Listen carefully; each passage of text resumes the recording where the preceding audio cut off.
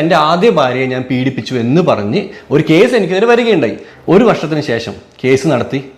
ഇന്ന് ആ കേസിൽ കോടതി എന്നെ കുറ്റവിമുക്തനാക്കി. ലക്ഷങ്ങൾ കൊടുത്തു, ക്യാഷായിട്ട് വാങ്ങിയിട്ട് പോയി. അവർ ആ കേസ് കോഷ് ചെയ്തു. ആ കേസിൻ്റെ ജഡ്ജ്മെൻറ്റ് എൻ്റെ കയ്യിലുണ്ട്.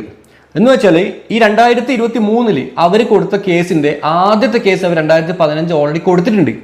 അപ്പൊ മല്ലു ട്രാവലർ ഒരു കാലത്ത് മലയാളികളുടെ വിവാദ നായകനായിരുന്ന മല്ലു ട്രാവലറിന് അത്ര പെട്ടെന്നൊന്നും ആർക്കും മറക്കാൻ കഴിയില്ല അല്ലേ. ഒരു കാലത്ത് മലയാളത്തിലെ തന്നെ ടോപ്പ് ട്രാവൽ വ്ളോഗേഴ്സിൽ ഒരാളായിരുന്നു മല്ലു ട്രാവലർ എന്ന് പറയാതെ വയ്യ. ഈ കേരളത്തിൽ ട്രാവലിംഗ് വ്ളോഗ് ട്രെൻഡ് കൊണ്ടുവന്നവരിൽ ഒരാളായിരുന്നു പുള്ളിക്കാരൻ. പക്ഷെ എങ്ങനെയൊക്കെയാണെങ്കിൽ കൂടിയും പുള്ളിക്കാരന്റെ പക്വതക്കുറവ് കൊണ്ടൊക്കെ ആകാം ഒരു സമയം അങ്ങ് കഴിഞ്ഞപ്പോ പിന്നെ പുള്ളിക്കാരനെ വിവാദങ്ങൾ വിട്ടൊയ്യാത്ത അവസ്ഥയിലേക്ക് മാറി. എന്നും വിവാദങ്ങളായിരുന്നു മല്ലു ട്രാവലറിന്റെ പേരിൽ അല്ലേ. ഇങ്ങേര് പബ്ലിക്കിൽ വന്ന് എന്തൊക്കെയോ കാണിച്ചു കൂട്ടും, അത് ട്രോളന്മാരെടുത്ത് കൂട്ടും, അതൊരു വിവാദമായിട്ട് മാറും. അത് കെട്ടടങ്ങുമ്പോഴത്തേക്ക് അടുത്തത് ഇങ്ങനെ എന്തെങ്കിലും ഒപ്പിച്ചു വെക്കും, അത് വീണ്ടും ട്രോളാവും. ഇതിങ്ങനെ മുന്നോട്ട് പോയിക്കൊണ്ടിരിക്കുകയായിരുന്നു അല്ലേ. ശരിക്കും പറഞ്ഞാൽ ഒരു സമയം കഴിഞ്ഞപ്പോൾ ട്രോളന്മാർക്കിട്ട് കൊട്ടാനുള്ള ഒരു ഉപകരണമായി പുള്ളിക്കാരൻ മാറി എന്ന് തന്നെ പറയേണ്ടി വരും. അങ്ങനെ ഇരിക്കുകയാണ് മല്ലു ട്രാവലറിനെ തേടി 1-2 പെണ്ണ് കേസ് കൂടി വന്നതോടെ ഇങ്ങനെ ഫീൽഡ് ഔട്ട് ആയി എന്ന് പറയാതെ വയ്യ. മല്ലു ട്രാവലറിനെതിരെ വന്ന പെണ്ണ് കേസുകൾ ഏതൊക്കെയാണെന്നുള്ളത് പലർക്കും അറിയുമായിരിക്കുമല്ലോ. അതിൽ ഏറ്റവും ഇമ്പോർട്ടന്റ് ആയി 1ാമത്തെ പെണ്ണ് കേസ് എന്ന് പറയുന്നത് 1.5 വർഷം മുമ്പ് പുള്ളിക്കാരന്റെ ഒളിച്ചോടിപ്പോയ ആദ്യ ഭാര്യ നൽകിയ കേസായിരുന്നു. എന്തായിരുന്നു ആ കേസ്? 18 വയസ്സ് തികയുന്നതിന് മുമ്പ് തന്നെ വിവാഹം ചെയ്തു, ഗാർഹിക പീഡനം നടത്തിയെന്നൊക്കെയാണ് പുള്ളിക്കാരെ ആരോപിച്ച് കേസ് കൊടുത്തത്.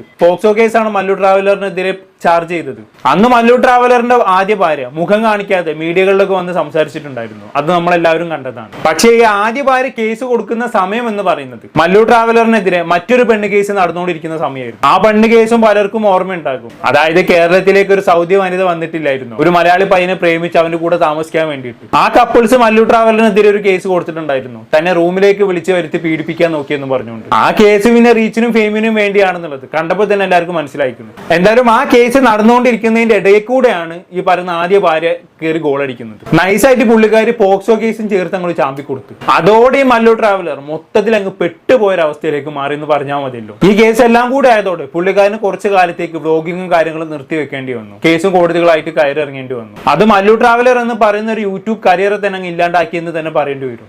എന്തായാലും ഇതെല്ലാം കഴിഞ്ഞ് 1.5 വർഷങ്ങൾക്കിപ്പുറം മല്ലു ട്രാവലറിന്റെ ആദ്യ ഭാര്യ കൊടുത്ത കേസിന് വിധി വന്നിരിക്കുകയാണ് സുഹൃത്തുക്കളെ. മല്ലു ട്രാവലറിനെ കുറ്റവിമുക്തനാക്കിയിരിക്കുന്നു. കോടതി മല്ലു ട്രാവലറിനെ വെറുതെ വിട്ടിരിക്കുന്നു. നിങ്ങളിവിടെ മനസ്സിലാക്കേണ്ടത് കൊടുത്തത് ഇവിടെ പോക്സോ കേസാണ്. ഒരു പോക്സോ കേസിലെ പ്രതിയെ കുറ്റവിമുക്തനാക്കണമെന്നുണ്ടെങ്കിൽ അത്രക്കും കോടതിയിൽ കൺവിൻസ് ചെയ്യാൻ പറ്റണം അല്ലേ. കാരണം പോക്സോ കേസ് എന്നൊക്കെ പറയുമ്പോൾ കൂടുതലും ഇരക്ക് അനുകൂലമായിട്ടുള്ള നിലപാടെടുക്കാനായിരിക്കും കോടതി ശ്രമിക്കുക. അങ്ങനെ ഒരു അവസ്ഥയിൽ നല്ല രീതിയിൽ തന്നെ കേസ് വാദിച്ചാലേ ഇത്തരം കേസുകളിലൊക്കെ വിജയിക്കാൻ പറ്റത്തുള്ളൂ ഒരു പ്രതി എന്ന നിലയിൽ. എന്തായാലും കുറ്റവിമുക്തനാക്കിയതിനു ശേഷം മല്ലു ട്രാവലർ തന്റെ സ്വന്തം ചാനൽ വന്ന് ഒരു വീഡിയോ ചെയ്തിട്ടുണ്ടായിരുന്നു.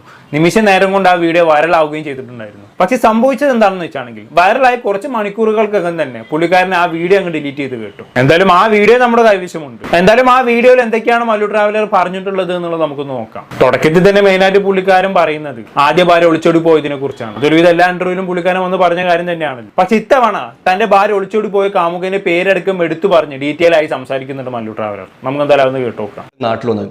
നാട്ടിൽ വന്നപ്പോഴാണ് അറിയുന്നത് ആദ്യ ഭാര്യ എന്ന് പറയുന്ന വ്യക്തി അവൾ എൻ്റെ വീട്ടിൽ താമസിക്കുമ്പം എല്ലാ ദിവസവും രാത്രി കാലങ്ങളിൽ എനിക്ക് ഫോൺ ചെയ്യും. പക്ഷെ ഞാനല്ല സംസാരിക്കുന്നത്. അവളെ കുടുംബത്തിൽ തന്നെ ഒരു അഷി എന്ന് പറയുന്ന യുവാവുണ്ട്. അവളെ കുടുംബക്കാരനാണ്. അപ്പോഴാണ് ഈ വാട്സപ്പ് ഗ്രൂപ്പുകളൊക്കെ വന്നത്. ഈ അഷിയുമായിട്ട് അവൾ പ്രണയബന്ധത്തിൽ ഏർപ്പെടുകയും അഷിയോട് അവൾ പറഞ്ഞത് ഞാൻ അവളെ നോക്കുന്നില്ല, ഞാൻ അവളെ ഉപദ്രവിക്കലാണെന്നൊക്കെ പറഞ്ഞിട്ട് ആ പയ്യനെ കറക്കി കുത്തി അങ്ങനെ അവൻ എന്നോട് റിവെഞ്ച് തീർക്കാവുന്നതുപോലെ അവൻ അവളെയും കൊണ്ട് ഒളിച്ചോടിയും. അവൻ അന്ന് അയച്ച വാട്സപ്പ് മെസ്സേജുകൾ കംപ്ലീറ്റ് എൻ്റെ മൊബൈലുണ്ട്, അവൻ്റെ നമ്പർ അടക്കം. അതുകൊണ്ട് ഒരിക്കലും അഷി എന്ന് പറയുന്ന വ്യക്തിക്ക് ഈ വിഷയത്തിൽ അത് റിജക്ട് ചെയ്യാൻ പറ്റില്ല. എൻ്റെ എവിഡൻസ് ഉണ്ട് ഞാൻ പറഞ്ഞ കാര്യങ്ങൾക്കൊക്കെ. അവൻ എന്നെ വെല്ലുവിളിക്കായിരുന്നു, നിന്റെ ഭാര്യ ഞാൻ തട്ടിക്കൊണ്ട് പോയടാ, നിനക്ക് എന്താണ് ചെയ്യാൻ പറ്റുക, നീ ചെയ്യ്. ഞാൻ പറഞ്ഞു മോനെ നീ തെറ്റിദ്ധരിച്ചിട്ടാണ്, പ്ലീസ് എനിക്ക് കൊണ്ടെത്താൻ, എനിക്കൊരു മോനുണ്ട്. ഞാൻ അവൻ്റെ കൈയും കാലും പിടിച്ച് പറഞ്ഞു. പക്ഷെ അവൻ കേട്ടില്ല. അന്ന് ഞാൻ ഇവളെ വിളിച്ച് സംസാരിച്ചു. ഈ ആദ്യ ഭാര്യ ഞാൻ വിളിച്ച് സംസാരിച്ചു. ഞാൻ അവളോട് ചോദിച്ചു എന്താണ് പറ്റിയത്. അവൾ പറയാം അല്ല ഞാൻ വീട്ടിലുണ്ടാവുമ്പോൾ അവൻ വരാറുണ്ട്, ഞങ്ങൾ എന്താ പറയുക ഞങ്ങൾ എല്ലാവിധ റിലേഷൻഷിപ്പും ഞങ്ങൾ നടക്കുന്നുണ്ട്. അപ്പോൾ അതുകൊണ്ട് എനിക്ക് ഇനിയും നിങ്ങളെ കൂടെ ജീവിച്ചു കഴിഞ്ഞാൽ നിങ്ങളെ ചീറ്റ് ചെയ്യാൻ പറ്റില്ല, അതുകൊണ്ടാണ് ഞാൻ പോകുന്നത്. ഞാൻ പറഞ്ഞു എനിക്കത് വിഷയമല്ല, നീ തിരിച്ചു വാ, നീ അവൻ്റെ കൂടെ എന്ത് ചെയ്തിട്ടുണ്ടെങ്കിൽ എനിക്ക് വിഷയമല്ല, നീ തിരിച്ചു വാ. അവൾ വരുന്നില്ല. അവളുടെ കുറ്റബോധം കൊണ്ട് അവൾക്ക് വരാൻ പറ്റുന്നില്ല. അങ്ങനെ അവൾ വരുന്നില്ല എന്ന് ഉറപ്പായപ്പോൾ ഞാൻ അവളോട് പറഞ്ഞു എനിക്ക് എൻ്റെ മോനെ വേണം. ഓക്കെ, അതാണ് ആദ്യ ഭാര്യയുടെ കാമുകന്റെ പേരടക്കം ഇവിടെ എടുത്ത് പറയുന്നുണ്ടല്ലേ, അശി എന്നാണ് അവന്റെ പേര്. എന്തായാലും അവളെ തിരിച്ച് കിട്ടിയില്ല എന്ന് കണ്ടതോടെ മല്ലു ട്രാവലർ എന്താക്കി, മകനെ വേണമെന്ന് ആവശ്യപ്പെടാൻ തുടങ്ങി. ഇവർക്ക് ആദ്യ ഭാര്യയുടെ ബന്ധത്തിൽ ഒരു മകൻ ഉണ്ടായിരുന്നു. ആ മകൻ ഇടയ്ക്കിടെ മല്ലു ട്രാവലർ വീഡിയോകളിലൊക്കെ കാണിക്കാറുണ്ട്, നിങ്ങൾക്ക് അറിയാമെന്ന് കരുതുന്നു. എന്തായാലും മകന് തിരിച്ചു വേണമെന്ന് ആവശ്യപ്പെട്ടതോടെ ആദ്യ ഭാര്യ പണം ചോദിച്ചു. ആ വേണ്ട പണം എല്ലാം വേണ്ടി കൊടുത്തു എന്നൊക്കെയാണ് മല്ലു ട്രാവലർ പറയുന്നത്. അങ്ങനെ അതിന്റെ പേരിൽ ഇവരൊരു ധാരണ ഒക്കെ ഉണ്ടാക്കിയിട്ടുണ്ടായിരുന്നു. അതിന് മുദ്രപത്രം ഞാൻ സൈഡിൽ കൊടുക്കാം, അത് വായിച്ചു നോക്കിയാൽ നിങ്ങൾക്ക് കൃത്യമായിട്ട് കാര്യങ്ങൾ മനസ്സിലാകും. അങ്ങനെ അതെല്ലാം കഴിഞ്ഞു. പള്ളിയിൽ ചെന്ന് ഇവർ തമ്മിൽ തൊലാക്കൊക്കെ ചൊല്ലി പിരിഞ്ഞതാണ്. ഇനി ഇത് കഴിഞ്ഞ് മല്ലു ട്രാവലർ ചില കാര്യങ്ങളും കൂടി പറയുന്നുണ്ട്, അതൊന്ന് കേട്ടോക്കാം. അതിനിടയിൽ വേറെ കാര്യം നടന്നിരുന്നു. ഞാൻ ഗൾഫിലുള്ള സമയത്ത് ഞാൻ പോലും അറിയാതെ ഇവള് ഡൈവോഴ്സ് വാങ്ങി. ശരി, അങ്ങനെയൊക്കെ നടക്കുമോ? മ്യൂച്വൽ കൺസെന്റ് ഇല്ലാണ്ട് ഡൈവോഴ്സ് ഒക്കെ കൊടുക്കുമോ? എന്റെ അറിവിലില്ല എന്നാണ്. പിന്നെ ഇവര് പരസ്പരം തോലാക്കൊക്കെ ചൊല്ലിയതല്ല, അതുകൊണ്ട് മ്യൂച്വൽ കൺസെന്റ് ഇല്ലാണ്ട് ഡിവോഴ്സ് കൊടുക്കുമായിരിക്കും അല്ലേ? എന്തായാലും അതിലെവിടേക്കും ഒരു വ്യക്തത കുറവ് പോലെ ഞാൻ അറിയാതെ അവളെ ഡിവോഴ്സ് വാങ്ങിച്ചെന്നുള്ളത്. ഭർത്താവ് അറിയാതെ ഒരിക്കലും ഭാര്യയ്ക്ക് ഡിവോഴ്സ് കിട്ടൂലല്ലോ. എന്തായാലും ഇതൊരു പുതിയ അറിവാണ്, ബാക്കി കേട്ടോക്കാം. നമ്മുടെ നാട്ടിലത്തെ നിയമം ഉപയോഗിച്ചിട്ട് അവൾ ആദ്യം ചെയ്തത്, അവൾ തലശ്ശേരി സ്റ്റേഷനിൽ പോയി എനിക്കെതിരെ കേസ് കൊടുത്തു. ഇതല്ല കേട്ടോ, അവൾ എനിക്കെതിരെ മുന്നേ കേസ് കൊടുത്തിട്ടുണ്ട്. നിങ്ങളൊന്നും അതൊന്നും അറിഞ്ഞിട്ടില്ലല്ലോ. അവൾ 2014-15 എങ്ങാണ്ട് അവൾ എനിക്കെതിരെ കേസ് കൊടുത്തു. ആ കേസിൽ അവൾ പറഞ്ഞത് ഞാൻ അവളെ പീഡിപ്പിക്കുന്നുണ്ട്, ശാരീരികപരമായിട്ട് പീഡിപ്പിക്കുന്നുണ്ട്, മാനസികപരമായിട്ട് പീഡിപ്പിക്കുന്നുണ്ട്, അവൾക്ക് എൻ്റെ കൂടെ യോജിച്ച് പോകാൻ പറ്റില്ല എന്നും പറഞ്ഞ് അവൾ കേസ് കൊടുത്തു. ആ കേസിൻ്റെ പുറത്ത് അവൾ കോടതിയിൽ പോയിട്ട് ഞാൻ പോലും അറിയാതെ അവൾ ഡൈവോഴ്സ് ലെറ്റർ വാങ്ങി. അതെങ്ങനെയാണ് കിട്ടിയെന്ന് എനിക്കറിയില്ല. എൻ്റെ വീട്ടിലൊരു വക്കീൽ നോട്ടീസ് വന്നിട്ടില്ല, കത്തോ കാര്യങ്ങളൊന്നും വന്നിട്ടില്ല. ഞാൻ നാട്ടിലേ ഇല്ല. ഞാൻ നാട്ടിലില്ലാത്ത തക്ക നോക്കിയിട്ട് ആ ഒരു അവസരം ഉപയോഗിച്ചിട്ട് അവൾ പോയിട്ട് ഡൈവോഴ്സ് വാങ്ങി. ആ ഡൈവോഴ്സ് വാങ്ങിയതിന് ശേഷമാണ് അവൾ ആ പയ്യൻ്റെ കൂടെ പോയത്. ഓക്കെ, ഒരു വക്കീൽ നോട്ടീസ് പോലും വരാതെ ഇങ്ങനെ ഡിവേഴ്സ് കിട്ടോ?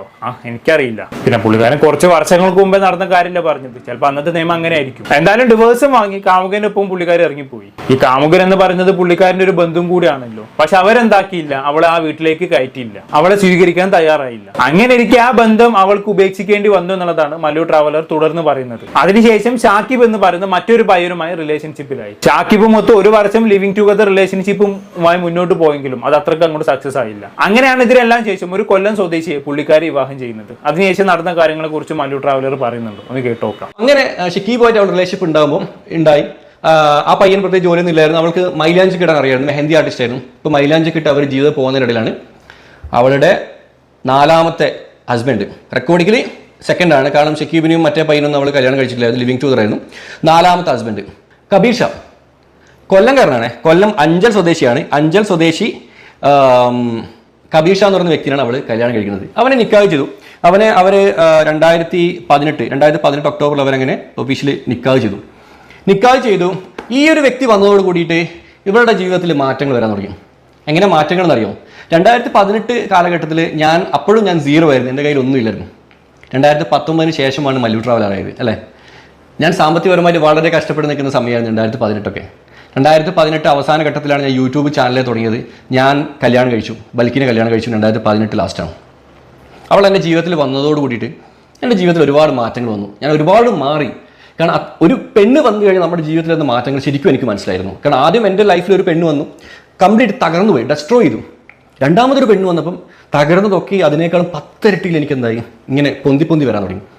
2018 ബൽക്കി വന്നതിന് ശേഷം ഞാൻ മല്ലു ട്രാവലറായി, യൂട്യൂബ് കരിയർ സ്റ്റാർട്ട് ചെയ്തു. എൻ്റെ പോക്കറ്റ് പൈസ വരാൻ തുടങ്ങി, അക്കൗണ്ടിൽ പൈസ വരാൻ തുടങ്ങി, എൻ്റെ ലൈഫ് സ്റ്റൈൽ മാറാൻ തുടങ്ങി. ഇവരിതൊക്കെ കാണുന്നുണ്ട്.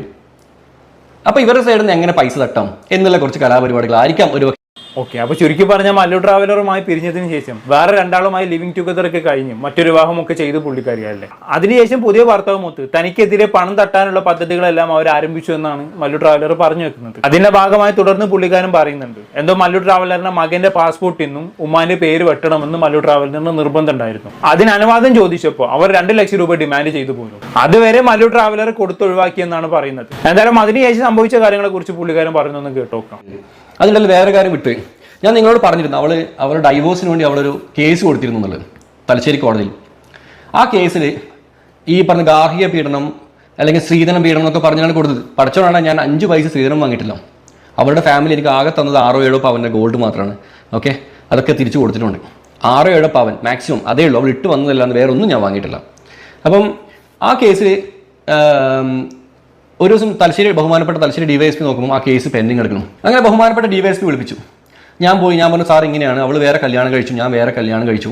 അപ്പോൾ ഒരു 4-5 വർഷം മുന്നത്തെ ഒരു കേസാണ്, 2015 കൊടുത്ത കേസ്, 19 അവർ നോക്കുന്നത്. അപ്പം ഞാൻ എൻ്റെ പെങ്ങൾ വഴി പിന്നെ ഇവരെ കോൺടാക്ട് ചെയ്തു. അപ്പോൾ ആദ്യം ഇവർ പറഞ്ഞു, ഞങ്ങൾ വരാം, പക്ഷേ ഞങ്ങൾക്ക് പൈസ വേണമെന്ന് പറഞ്ഞു.